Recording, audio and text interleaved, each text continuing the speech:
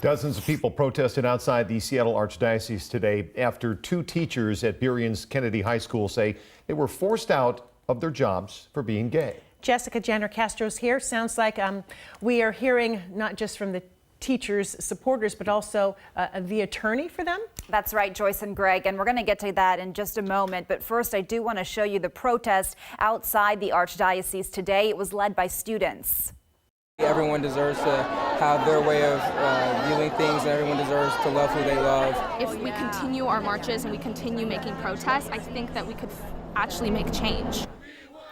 And there was a similar rally Tuesday. The students today were joined by more community members and students from Bishop Blanchett, a Catholic school in Seattle.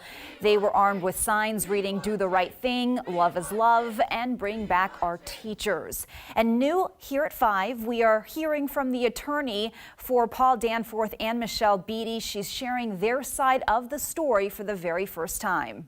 They were hoping to have a dialogue with the leadership at the school about their desire to be their authentic selves and to not hide that they were engaged and not hide who they were engaged to. And that what they thought would be a conversation with their principal turned into being called into the president's office and being told that the superintendent of the Archdiocese school system wanted their keys the minute that they found out that they were gay and engaged.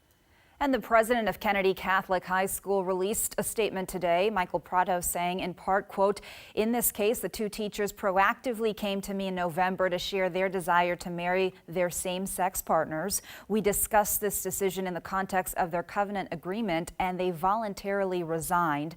I hired these teachers, and I care about them very much. I still do.